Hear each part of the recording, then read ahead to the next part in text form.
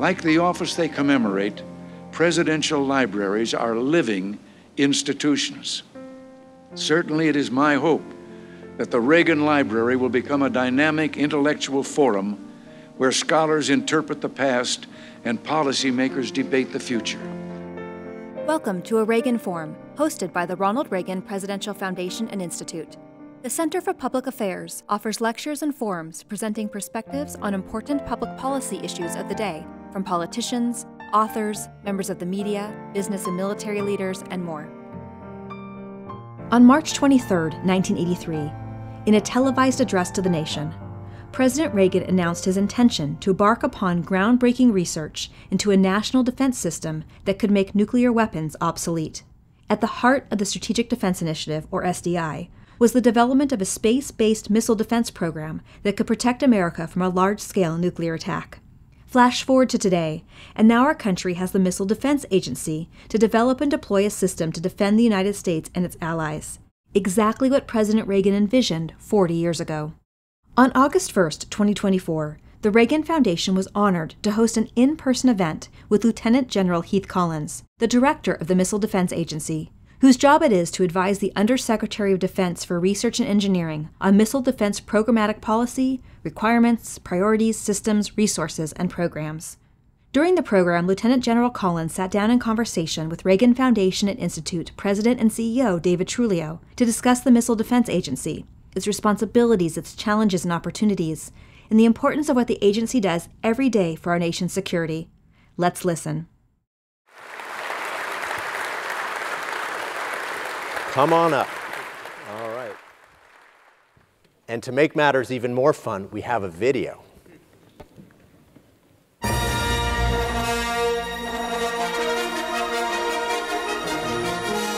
March 1983, President Ronald Reagan's televised speech to the nation introduced the world to the Strategic Defense Initiative and a new program to consolidate the Defense Department's anti-ballistic missile efforts under one roof in the face of a rising Soviet threat.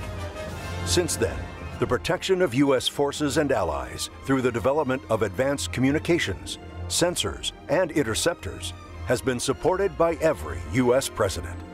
Since 2002, the Missile Defense Agency, a successor to the Strategic Defense Initiative organization, has been developing, delivering, and integrating advanced missile defense systems for homeland and regional protection. We live in a dangerous world characterized by the proliferation and use of ballistic, hypersonic, and cruise missiles. In Ukraine, Russia has employed thousands of missiles of all types, as well as drones. Thousands of rockets, projectiles, missiles, and unmanned aerial vehicles have been used to target Israel and commercial shipping in the Red Sea. Chinese entities have assisted Iran, North Korea, and others in developing their missile programs. And North Korea and Iran have been the source of ballistic missile-associated sales to numerous countries and terrorist organizations, and continue to present a significant proliferation threat. Today, thanks to President Reagan's initiative, the United States continues to deliver effective and combat-proven missile defense capabilities to its warfighters. To ensure the missile defenders can see the threat, MDA is delivering sensors on land, at sea, and in space to provide more persistent, accurate, and timely data on threats in space and in the atmosphere. The United States will soon be activating the Long-Range Discrimination Radar in Alaska to provide highly accurate tracking data on North Korean ballistic missile threats to the homeland. To exercise control over the system, MDA also provides a faster, more efficient command and control and battle management system than it had 2 decades ago. This capability is critical to processing sensor data and communicating missile tracks to the weapon systems. The ground-based Midcourse defense system has defended the United States against missile threats from North Korea for the past 20 years. We have been upgrading the existing ground-based interceptor fleet to keep pace with threat developments. MDA continues to work with the Navy to develop and sustain Aegis ballistic missile defense using standard missile variants deployed on ships and at Aegis ashore sites in Romania and Poland. We are also working closely with the Army to integrate the Patriot missile defense system, which targets shorter-range missiles, with a system we have been building since the 1990s called THAAD, or Terminal High Altitude Area Defense, which can defeat short to intermediate-range threats. When we integrate these systems so they can talk to each other and use each other's radars to cue the launch of interceptors, we can significantly improve the protection against shorter-range threats. We must also prepare for the future. MDA is developing the next-generation interceptor for defense of the United States. Once fielded, this interceptor, with its multiple kill vehicles, will supplement the current interceptor fleet to overmatch the advancing rogue nation threat. MDA recently launched 2 satellites to precisely track and target future threats from maneuvering hypersonic missiles.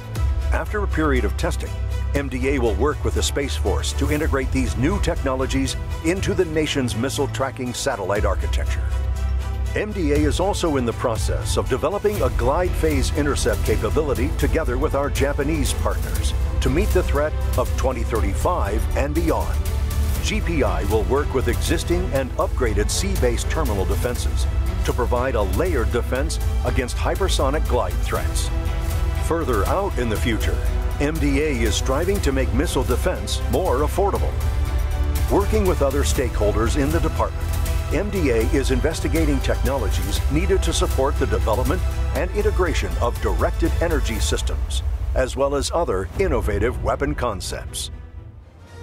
Consistent with President Ronald Reagan's vision for a more secure United States and a safer world, today's Department of Defense continues to push the edge of what is technologically possible in order to provide the United States Armed Forces the systems they need to defend the homeland, U.S. deployed forces, and its international partners against missile attack. New rule, every guest has to have a video that cool. That's awesome. Thank you for that. I bet your team had fun putting that together, and it frames the conversation really well. It was really great. They did a great time. Our visual production folks are really great. The vectors I gave them about a week and a half ago, they weren't so happy with, but they made it come together, and it's just awesome. We're really proud of what they brought. Love it. Well, the video does a great job framing, but tell us about, or maybe elaborate on some of the themes in the video. You develop but don't operate as the Missile Defense Agency. Tell us about with whom does your agency work, both inside the Department of Defense, outside of DoD, and with Congress. How does it all work together? It's a good question, and the shorter answer would be who we don't work with to deliver the missile defense system. It really has become a system that all of the services within the department rely on, but as well a large number of international partners. All of the combatant command areas are asking for missile defense capability as a key capability. And so we really work with all of those entities to bring capability that saves lives, wins wars for all of them. Our services, we have very tight relationships with the services. Our ground-based midcourse defense system, the only system that's out there to protect the homeland from incoming intercontinental ballistic missiles, that's operated by the Army National Guard. And they just have been doing a phenomenal job for many, now a couple decades, and they just do great. But then as we matured into theater missile defense in our past, we also started bringing capability to the warfighters, directly to the Army and directly to the Navy. Patriot began its development within Missile Defense Agency, and that was a capability that we transitioned wholly over to the Army. And then THAAD, the Terminal High Altitude Area Defense System, that really gets the upper tier of missile threats. That is one that we develop and we sustain, but the Army soldiers in the field are the ones that operate it. Aegis weapon system, missile defense of our deployed fleet forces, both SM-6 for terminal for endgame defense and SM-3 Standard Missile 3 for upper tier. EXO outside the atmosphere missile defense is also a key foundation of what the Navy does to protect themselves, but also to protect our partners and our friends. And then there's a long list of international partners, from just initial engagements with international partners on designing missile defense architectures to actually having foreign military sales programs where we arm them, we provide them with missile defense capabilities.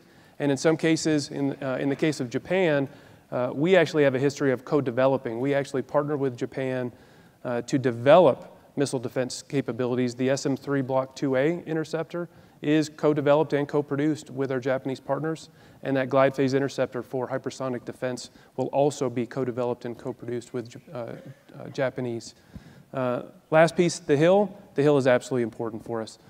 We have really good. And I think one of the images of you on the video was presumably you testifying on the Hill. It was in a hearing. I'm not saying that those are great experiences, but those are incredibly important engagements with us, and we have had very good support over the years, and even in this last year in this last hearing set, with support from the Hill, bringing the capabilities to bear.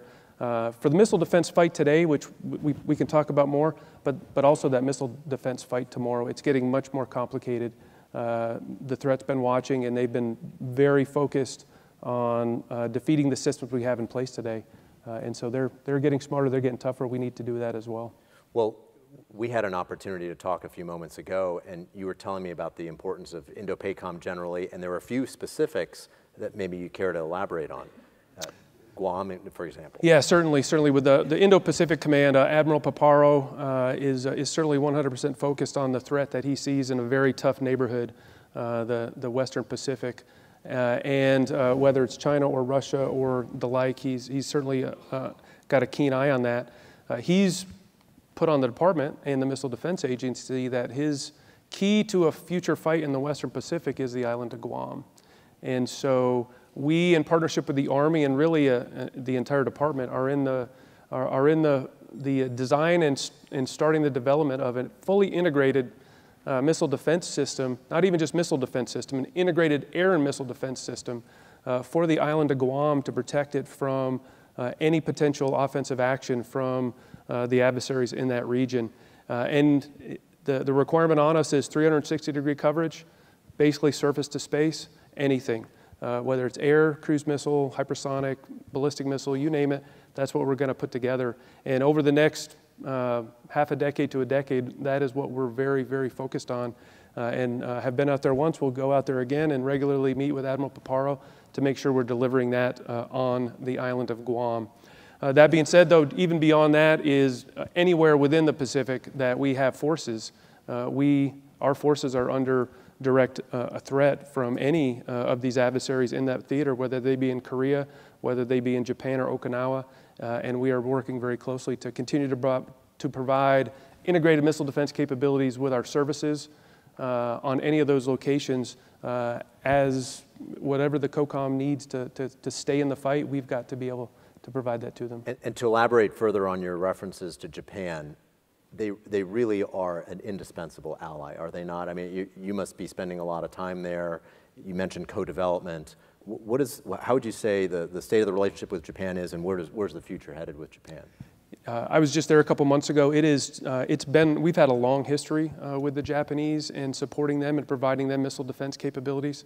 But we've also, in the last instantiation of the Standard Missile 3, which is one of those upper tier missiles, the Block 2A, we got into an agreement with Japanese, and we actually co-designed it with them, and we're co-developing, co-producing it today with them.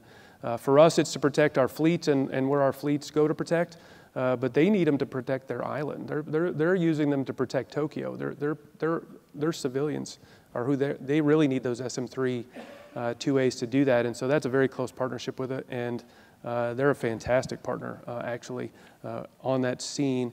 And then as the environment's gotten more heated, more challenging in the last few years, they've certainly come in now, and we've just recently signed a project arrangement with them to co-develop and co-produce that glide phase interceptor as well, because they see their neighbor to the west being very aggressive and very much developing a whole portfolio of ballistic, hypersonic, and cruise missile threats that holds their island and their nation at risk. Well, let's talk further about the threat, and let's keep focus on the threat, but also go to a different part of the world. So just a few months ago in April, there was a very significant attack against Israel. So I'm not talking about October 7th, I'm talking about just a few months ago in April, where Iran threw everything they seem to have at the Israelis.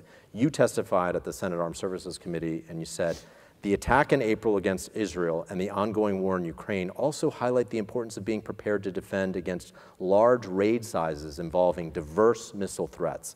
We must prepare ourselves to defend against a level of capability and capacity we have never seen before. You also described, quote, an increasingly diverse and unprecedented missile threat. So at a high level, how are you working to address what sounds to be probably the most elevated, complicated threat situation we've found ourselves in as a nation? Absolutely. There's probably a few different veins that we can talk about as we tear that apart. You know, first focusing on the threat. We stay very, very tied in with our intelligence community and with our service intelligence efforts to make sure that we're understanding understanding what the enemy's doing and where they're going and how they're pursuing paths to defeat us. And so the sooner we know that, or the sooner that we can forecast that they're going that way, then we can actually then develop the technology, the capabilities within our missile defense system we have today to counteract those. The missile defense system we have today was, as we talked about, missile defense agencies just 20 years old. The threat 20 years ago was very almost single note kind of threat, a ballistic missile target launched from a fixed location, coming in on a fixed trajectory, and we then had the challenge of hitting a bullet with a bullet. And so that's what we designed. Many said we couldn't do it. We stayed at it. We proved that we can do it. And that's the capability we have today. We can hit a bullet with a bullet. We've done it through numerous flight tests, and we've done it for real, to include on April 13th, when some of those Standard Missile 3s were used by our Navy sailors to shoot down some of those Iranian ballistic missiles and save Israeli lives. Now, as we look forward, a big challenge that we now have, though, are the enemy's bringing maneuvering targets to bear. Many call them hypersonic, which hypersonic's a little bit of a misnomer because that talks about the speed. The speed isn't as big a challenge as the fact is they maneuver.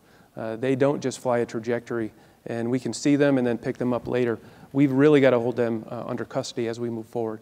That really is challenging the systems we have and put in place today. And so we have an architecture, a development plan, where from the detect loop to the command and control loop to the interceptor engagement loop, we're developing technologies and putting those in place to develop a full hypersonic kill chain to take out that hypersonic weapon as it goes forward. We have some capability in the field today with our existing radars, and the Standard Missile 6 has some capability against a maneuvering target at endgame, but we want to go more in the layered approach and be able to shoot them farther away from our forces. Probably the last thing I'll touch on is the other way we looked at the fight 20 years ago was we had ballistic missile threats coming in from up high. Missile Defense Agency, we've got them. Then we have low-level fighters and missiles coming in down low. Services, you take those. What we're seeing today in Ukraine, and we saw it on April 13th and 14th, was all of them came at the same time, from basically the surface with one-way UAVs to space with ballistic missiles and cruise missiles in between, all came in at the same time in a quantity that we hadn't seen in the past anywhere in the world. And so that integrated capability of offense at a raid size or a numbers game that we haven't seen before, that throws a challenge into us to get closer, even more closely integrated with our service components, because we're all seeing a much more complicated scene. And as we start trying to, who's shooting at this one, who's shooting at that one, and handle those kind of raid sizes like that, it's going to be, we've got to come closer. We call the term integrated air and missile defense is the term we use. We're definitely looking, in the video showed a couple examples of how we're trying to make sure the Army system, the Navy system, the Air Force system, and our system are integrated together for that integrated fight. Biggest case study where we're pulling that together is Guam, so we go back to Guam. Guam is really going to be a catalyst for how we do integrated air and missile defense of any place in the future, but Guam is really that use case that's really driving the entire department. There's so much to cover here. So you mentioned that crucial integration, and it has to happen flawlessly or near flawlessly in a matter of what, seconds or minutes? I mean, it's very short time, right? So, so how does it actually, I mean, there are many, we're not far from Hollywood, there are many depictions in the media of how it happens, but let's say, like literally in 10 seconds from now, that actor launches, what happens? Walk us through it, obviously on class level, how does this all play out? Yeah, certainly. I'll do the case of an inbound to the homeland. So North Korea launches an ICBM towards the United States. The first tip-off that we will have is from our space assets, from the Space Force. An old system I used to work called Space-Based Infrared System. We have satellites that are out there that are looking for and tracking missile launches anywhere on the planet at any time.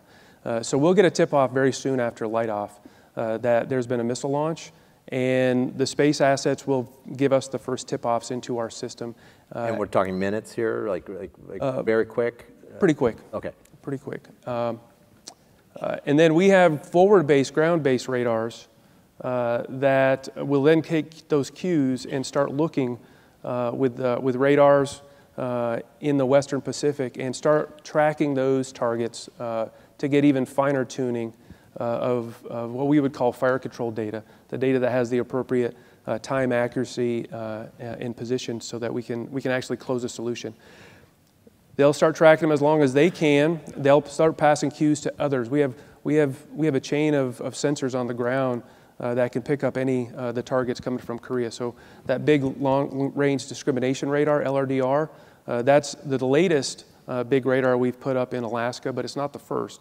And so as we start picking that missile coming up and going out of the atmosphere, the radars in Alaska will start seeing those and continue to develop a better cue, a better idea of where the missile is and where it's going.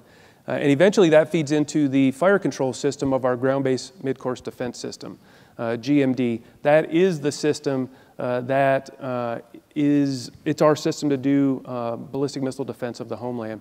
And so once that fire control, it's trying to figure out what the right missile to use and what the right trajectory is and what's the right timing to launch. It will launch one of the interceptors, either out of the farm we have up in Alaska, or we also have some in California as well, up at Vandenberg.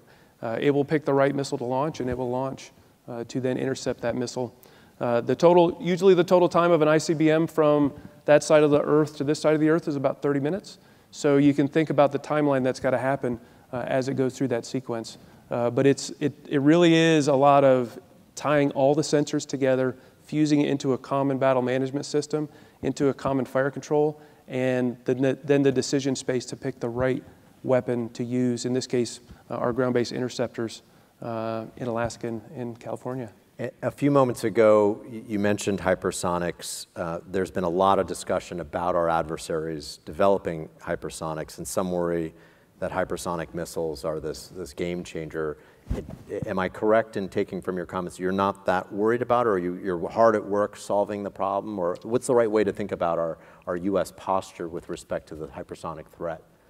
We're very worried about the hypersonic threat. We're seeing a number of use of the hypersonic weapons by Russia in Ukraine, and we see a lot of bluster, but also a lot of showing that the North Koreans and China or Russia are also pursuing hypersonic weapons.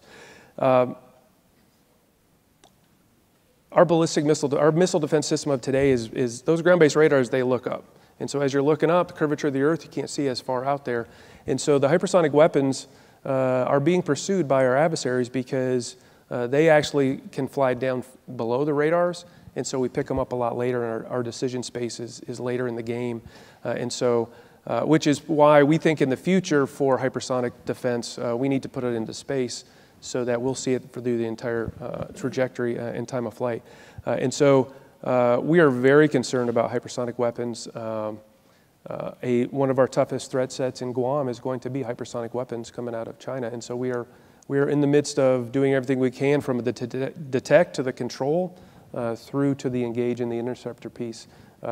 Today we have some endgame interception capability, but that glide phase interceptor program that we're pursuing with the Japanese is going to allow us to reach out and intercept the missile much farther away from the target, and then give us choices.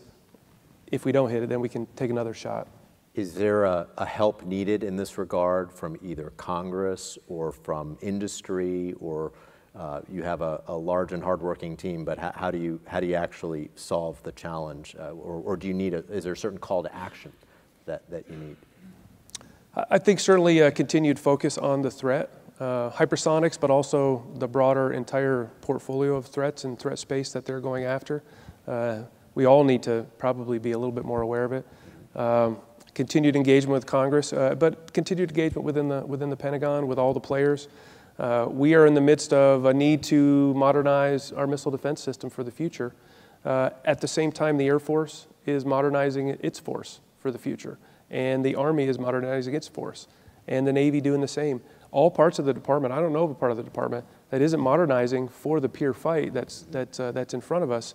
And so the priorities placed on everything, that's got to really come to the forefront. But really understanding where the threat is and what it's doing is going to be, I think, the first thing that we've got to talk about. And you know something, there's naysayers today that saying we're never going to be able to do hypersonic missile defense. We're not going to be. Same as the old guard that told us we could never hit a bullet with a bullet.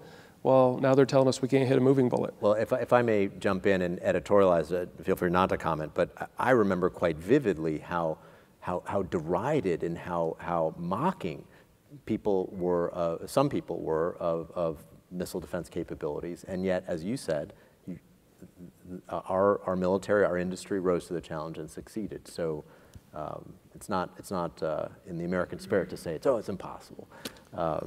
So your video mentioned affordability, and that's a theme that you've also spoken about in your testimony. And if we look at the very, very, very successful experience Israel has had in defeating these threats, there is a huge cost imposition anytime rockets that cost a relative small amount get taken out by these very sophisticated systems. Obviously, lives are saved, property is saved, but it is a effective, if for lack of a better word, way of imposing costs. What are some of the technologies or capabilities that you and your colleagues are developing to make this kind of protection more affordable in the future? It is a very tough challenge. I will be honest, Missile Defense Agency in the past hasn't been known as penny savers. But it's a very complicated business as we're really pushing the edge of technology as we go forward. So number one, we need to take a look at the entire system we have today where we can do some cost trades and make it more affordable. But also as we look forward to larger raid size, as you start talking about whether it's the hundreds like Iran threw, or potentially more than hundreds against a more major league player than Iran. Now you're talking a 1v1, one missile, or two missiles to intercept one missile. Yeah, you're absolutely right. Just the mere number of rails and launch systems that you need to be able to stay up with that kind of calculus, it doesn't close very easily. And so we're looking into technologies that could potentially have 1v many. Directed energy is certainly one of those technologies that always seemed to be around the corner and wasn't. Over the last 10 years or so, so Missile Defense Agency kind of stepped back a little bit from directed energy for a while because it was not ready for the targets that we were going after. But then in Iraq, in Afghanistan, the use of UAVs really raised to the forefront for the services that they needed to bring some more game to the town. Again, a really low-cost target or a threat, and we were launching really expensive missiles at really small drones. And so the Army and the Navy and the broader department have really been investing in raising up technology on directed energy. And there are a number of systems that are out there in the hands of soldiers and sailors to start using against UAVs.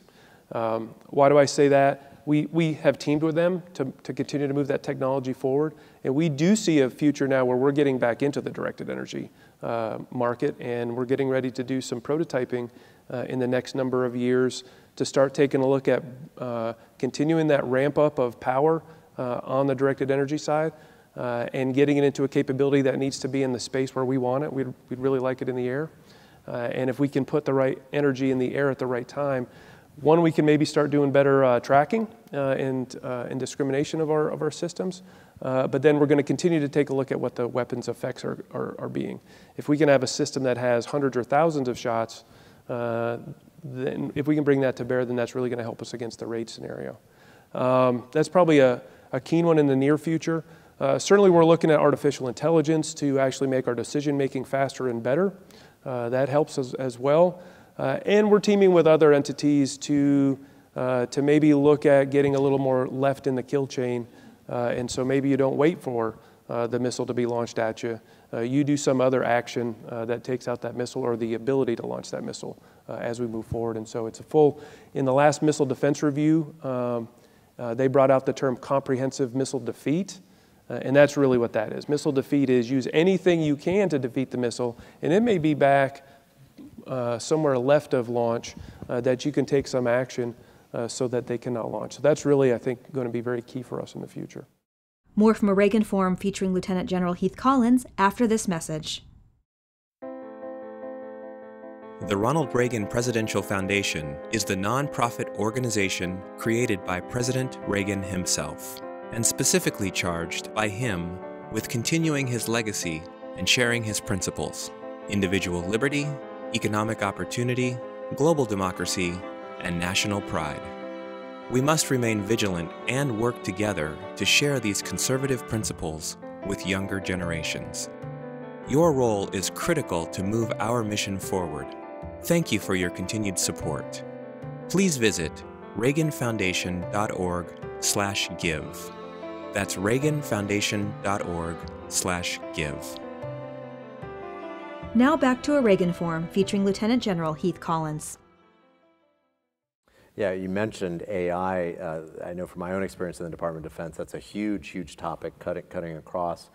We're hosting here at the Reagan Library a special exhibition on Star Wars, the movie, but also the Strategic Defense Initiative. It's about defending America and the galaxy, and it tells that story.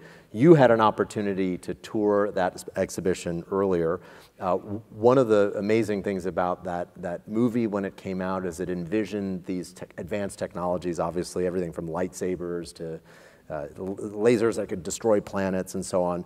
So you just mentioned directed energy. What, in the spirit of future thinking and wide open perception of the future, are there other technologies that are game changers, or maybe your successor's successor may ultimately operationalize, but that are in the early stages right now, or is it more incremental right now in terms of where we are technologically? I would put directed energy in one of those buckets. I can't say we're going to operationalize it under my term. We're prototyping under my term. If it continues on the path of increased capability, I think my replacement or his or her replacement could potentially see an operational directed energy, which will very significantly change the game as we move forward. I think the nexus of cyber with AI and ML and looking left to launch, I think, is going to be an area that we'll never be able to tell you about ever because of classification. Right. But I think that is an area, both defending our system and offensive techniques on their systems, I think are going to be happening and averting conflict probably before anybody even knows anything happened. Well, you mentioned cyber. That's a huge issue across society, across our government, to be sure. By extension, look at CrowdStrike just a few weeks ago. I assume I'm not extrapolating here, but that it is a huge issue for you. On the defensive side, do you feel that you have the tools that you need, or how do you think through cybersecurity, given that I'm sure our adversaries would love to mess with our systems? Absolutely, it's a key capability that we continue to focus on.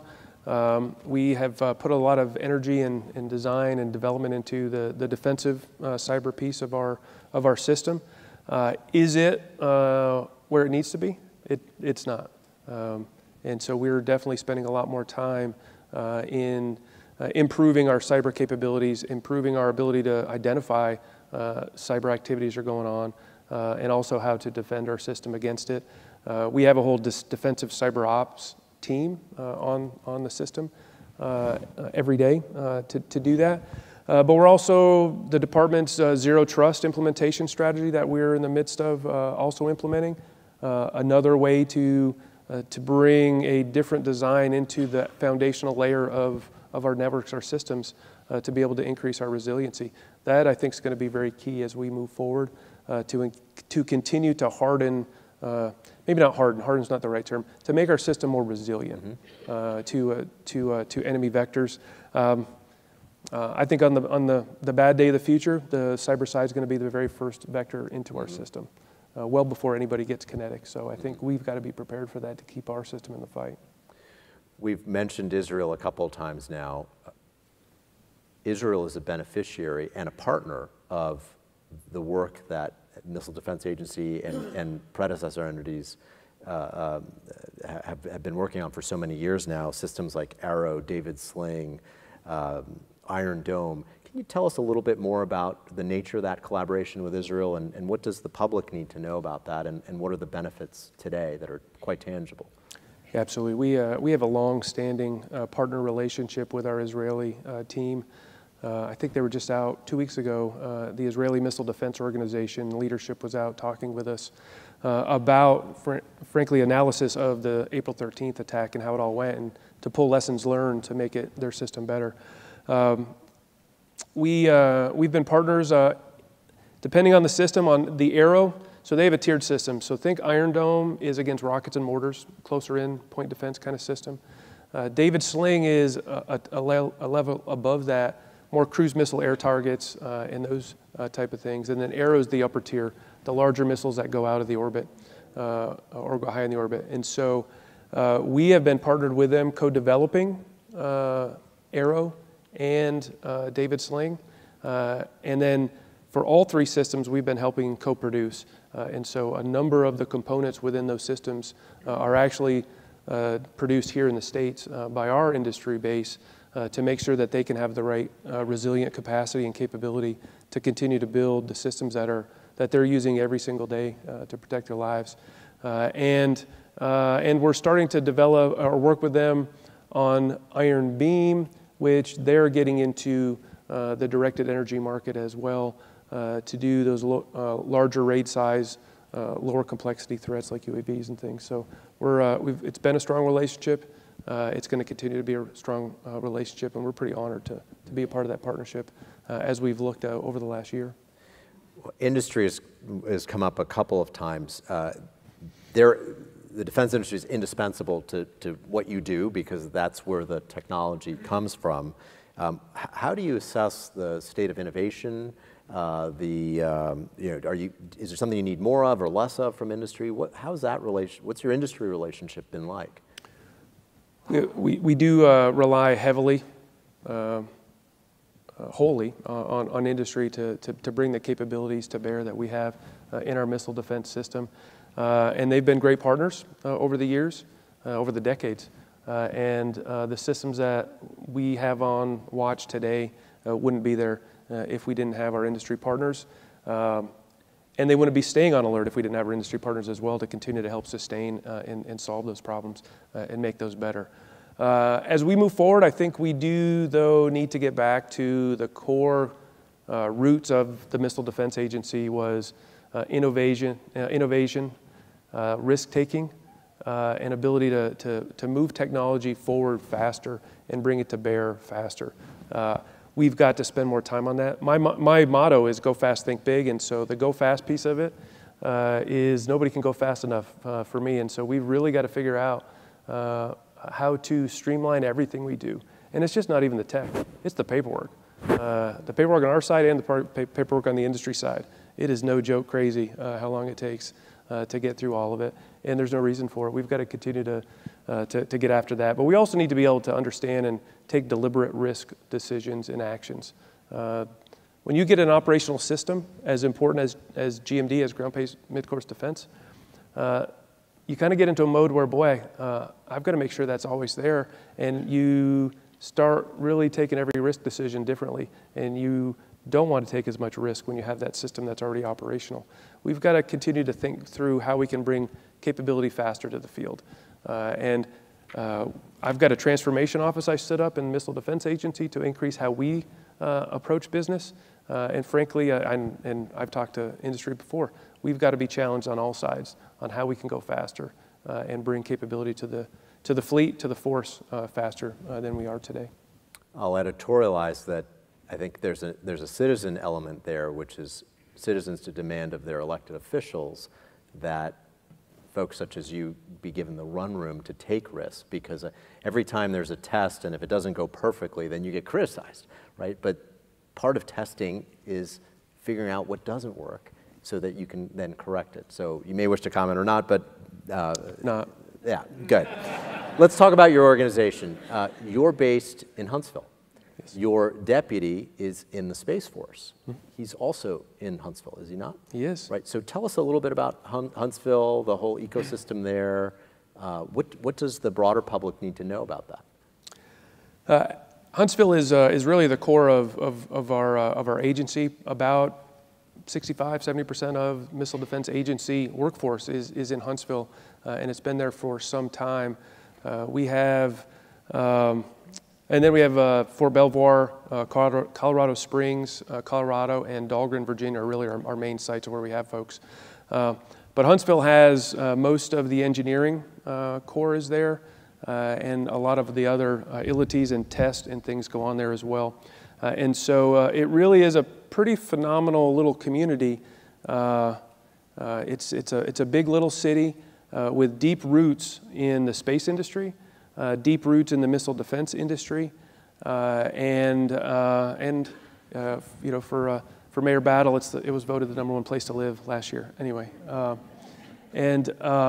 so it has a number of schools, very deep, engaged with the Arsenal. Redstone Arsenal is the Army post there. And it produces a lot of tech. And the industry base there as well, there's a lot of primes as well as non-prime industry partners there that really bring stuff to NASA, stuff to Missile Defense Agencies as we go forward. So it's really a really good incubation spot for developing a tech workforce and bringing them to bear. And so it's pretty phenomenal there, and they are supporting us readily.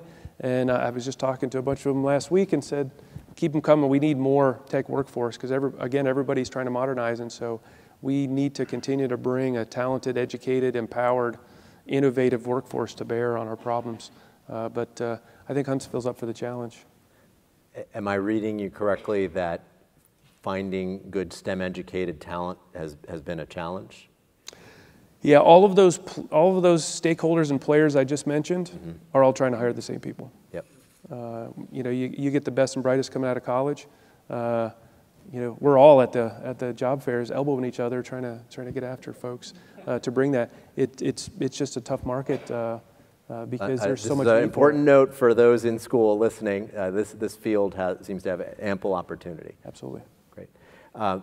So your deputy's in the Space Force. Tell us about our newest military service. What does the public need to know about the Space Force? How does the Space Force fit in with all the other services that have come up in our discussion so far?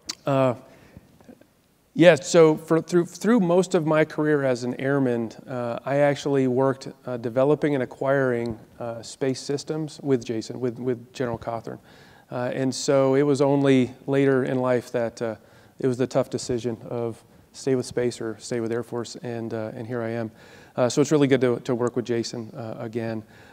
Our partnership with the Space Force could not be tighter, both because of the people, but also because of the really cooperative and overlapping mission sets that we have with them. We've had a long relationship with the Space Force and the space side of the Air Force back before that, because as I mentioned, the very first thing that we've always counted on for missile defense is the Space Force being there to see it when it happens right off the bat, because it takes a while for a rocket to get within view of the radars that are farther away.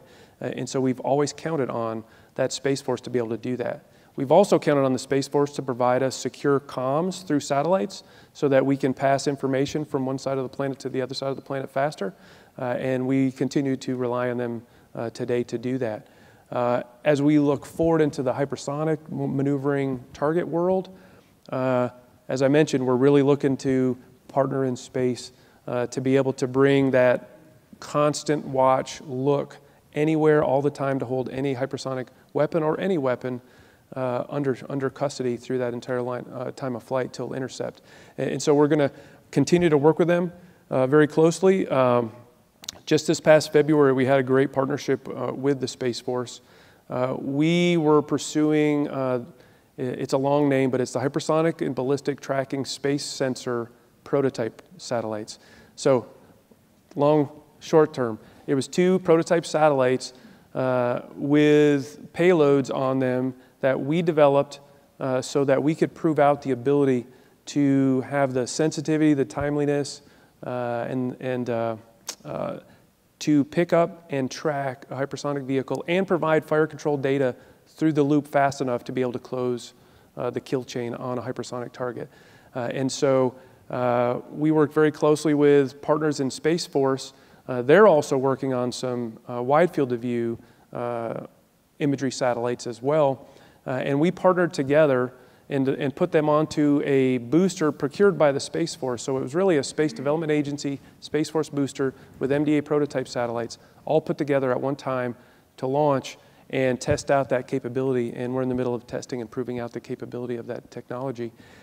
But in the meantime, we've also been partnered with the Space Force and their force designers such that they're capturing our requirements for doing missile defense in the future, and they're baking it into the systems that they're producing in the future. They're proliferating a space layer, kind of like a Starlink layer in Elon Musk. The space, not as many, but Space Force is also looking to do a layer of sensing satellites and comm satellites to change, really, frankly, I think the way we do missile defense, but also probably a lot of the other capabilities we do in the department. They're in the middle of doing that. We're tied with them hand in hand, and they've just been great partners, and they will enable our future for sure. Well, today, the interceptors and many of the sensors that are key to our defense are based on Earth, and we touched on that earlier. And it sounds like space and sensors in space is going to be more and more important. So can you elaborate about the role of space-based assets, where you see that evolving into the future, and what role they'll play? So one, you know, as I meant, I think the detection, the comm layer, that layer is going to be really important. You know, there's a large political hot potato of whether we put interceptors in space as SDI originally envisioned, or a laser in space as we looked at in the past. You know, I think. Today, we're not pursuing any of those. We're pursuing the detect and engage, detect and command and control first. So this is a policy issue that Congress and the administration it's probably that, but it's probably also just the balance of money today to deliver capabilities today in the near term, or how much do you want to look forward into it? It's a resource so is this, as well. Is this one of these classic hard choices? And more broadly, what are the hard choices that policymakers that you would flag that have to be addressed, or hard choices that are within your purview? Yeah, it's certainly a choices, a big choices kind of mode. And in today's fight and today's look at the peer threats, our focus is more on the regional missile defense fight against China or Russia. And so we're putting more focus on the systems that we need forward-based with our soldiers and sailors and airmen and Guardians and Marines to take a look at the regional fight and not spend as much on the larger, bigger, expensive space technology paths that we could answer maybe a future call. So we've talked a good amount about the future and also the present, but let's focus in for a moment about the present. So right now, the ground-based midcourse defense system there's a key part of it just up the coast at Vandenberg Air Force Base. Can you tell us about what that is today? Because right now, at this very moment, there are people on watch, and if, God forbid, there was something that got shot at us, they would spring into action. But can you tell us a little bit more about the basic elements of the system that's protecting Americans right now? Yeah, absolutely. GMD celebrating its 20th year in operations. So many people don't know that we've had an ICBM ballistic missile defense system for 20 years. It really, as I continue the mantra of detect, control, and engage, I mean, the detection, we have forward-based radars in many different locations. To include ground-based radars coming up in Alaska to do the sensing piece and the fire control piece, excuse me, the tracking and discrimination piece to then pass the control data into we have a command and control battle management communication system, C2BMC, which rolls off the tongue. It is the system that can take any sensor and all the sensors and get the right data to the right shooter, in this case, the GMD fire control system, to then calculate and close the shot. The GMD fire control system, located in a couple locations. I've mentioned Alaska, and we have interceptors in Alaska as well, and we also have interceptors in Vandenberg. And then we also, though, our key leadership on the ops side is U.S. Northern Command. General Guillot out of Colorado Springs. He has the mission to protect North America, to protect the homeland. And so he is tied very much into this system as the final decision authority on launch. He's the combatant commander. He's the combatant commander, and the watch officer that is in his command center is the one that gives the go-ahead to do the final, the go-ahead to launch on the intercept. So sensors out front, command and control global, and interceptors in Alaska and California.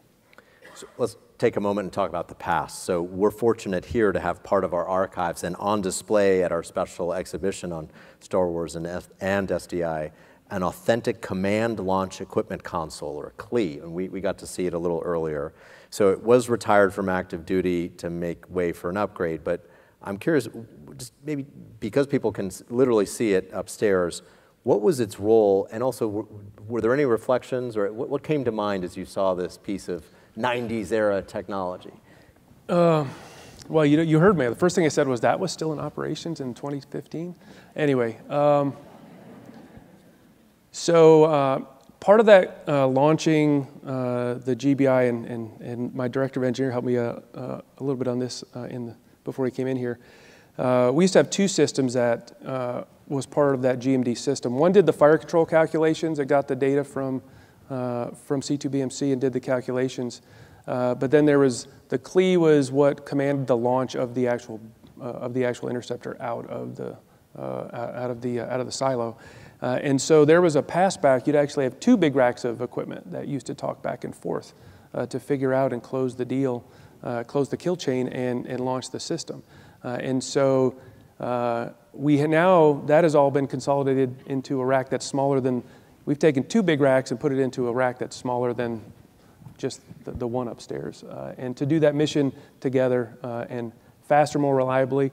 And also we've modernized that to the point where now we're trying to get that system ready for the new interceptor that we're working on. There was a picture of it, the Next Gen Interceptor, which is a foundational change in capability that we're going to bring to bear to tackle tomorrow's ICBM threat as it comes in. So let's take a moment and talk about you. You've had a remarkable career. You entered service out of ROTC from Clarkson University.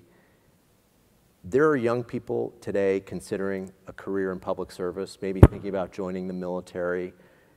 As we touched on earlier, there are all kinds of opportunities for people with technical skills. What's your message to them about serving their country, maybe wearing the country's uniform? What inspires you, and how do you inspire the junior members of your force, and how do you help recruit people? Absolutely. It's been a crazy career. You know, as I came out of, good thing you talked about college, because if you would have talked to me coming out of high school, that was questionable. And so, you know, I was a little challenging in high school. So you can be a goof off in high school and make it to lead the missile defense agency. Well, you can be you could want to be challenged and always want to, compete and do something. And if you're not finding it in school, you may have problems with your school. But then that kind of individual then finds the Air Force, which provides focus on something just bigger than I could ever imagine that I would have done growing up in a small defunct mining town in upstate New York. And so pursued a ROTC scholarship, was going to do my 4 years and get out and make the big time bucks. And, from day one, just frankly fell in love with the mission, fell in love with our core values, fell in love with the challenge, but really fell in love with the airmen and just our culture. Oh, by the way, that challenging authority culture is actually probably, it bleeds blue in every single airman that I know. And so it was a really good alignment for me. I've been challenged throughout to always increase my game, to take care of people, take care of the team, and lead them forward. And then I've also had a career where I have really been a capability developer, developing first of its kind systems through almost my entire career. So I've had the blessing of being able to not only bring new capability to bear, but to change how our nation fights, how our airmen fight. And now, 31 years later, some of the things that we do as an Air Force, and some of our young airmen just know that this system's there. I was a part of that. They didn't even remember what the old system was like. It was a dog. It was like those sun servers that we saw upstairs in the CLE. And so the ability to take care of people and lead them and build teams and deliver capability that's game-changing, all part of defending this nation. That's what the military brings. That's what service brings. And it is actually amazing. It's been 31 years already. And blessed to be here in Missile Defense Agency. There's no bigger challenge ahead of us than what we need to do in our missile defense enterprise. And I just look forward to continuing to serve and bring what I can to the fight. We got to spend time today visiting both the Reagan Library's permanent exhibition and, of course, the Star Wars and SDI exhibit. You also had a chance to pay your respects at the final resting place of the President and Mrs. Reagan. As a lifelong public servant, as the director of the Missile Defense Agency, what did today's visit mean to you? Yeah, it kind of just takes your breath away where the hooligan from Lion Mountain, New York was invited, not kicked out of, but invited to the Reagan Library to be a part of this. And it's just words are hard to put to just this incredible event. I was telling some folks, I remember I was in basketball practice, 11 years old, when somebody came in and announced that President Reagan was shot.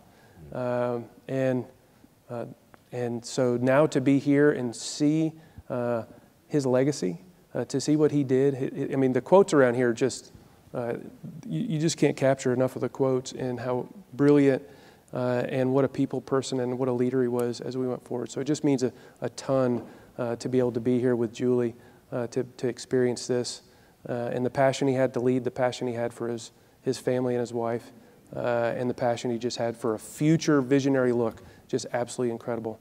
And then as I'm number 12, from the heritage of SDI, I'm the 12th director. And thinking back at the previous 11, and what they did to get us here. 20 years ago, it was said that missile defense can't be done. Nobody says that anymore. It's basically the leadership of SDIO, BMDO, MDA that has basically changed the way we fight on the planet and allowed that capability to become commonplace now. Now we're up for the next task. We've got a big challenge ahead of us, maneuvering targets, and we'll get after that as well and be told we can't do it, and we were going to be able to do it. And so I'm just going to love it as President Reagan would want us to do. Lieutenant General Heath Collins, we're honored by your service. Thank you so much for spending time with us today. Thank you.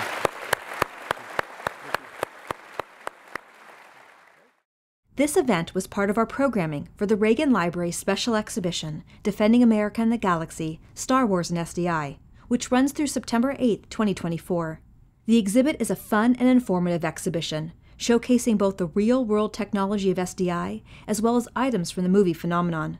The exhibition includes original items from SDI, including an authentic command launch equipment console, as well as props, costumes, and concept art from the Star Wars franchise, including a land speeder made for A New Hope and an original script signed by Dave Prowse, the actor who portrayed Darth Vader in the original trilogy. You can learn more about the exhibit at reaganlibrary.com/Star Wars. To find a listing of all upcoming events, please visit reaganfoundation.org/events. Thank you for listening. For more information on the Ronald Reagan Presidential Foundation and Institute, including information on how to become a member, information on upcoming exhibits at the Reagan Library, and more information on the legacy of President Reagan, please visit reaganfoundation.org. And don't forget to like and follow the Reagan Foundation on all social media platforms. Until next week, thanks for listening. God bless you.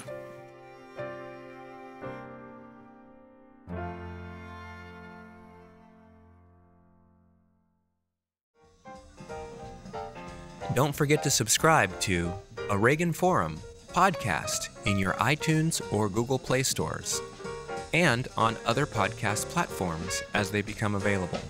New episodes of A Reagan Forum come out every Thursday. Like what you hear? Check out our Words to Live By podcast, featuring radio addresses and speeches Ronald Reagan delivered from the 1960s through the 1980s. New episodes drop every Tuesday. And don't forget to follow @RonaldReagan on Facebook, @RonaldReagan on Twitter, and Reagan Foundation on YouTube. Also, search for us on SoundCloud and Stitcher.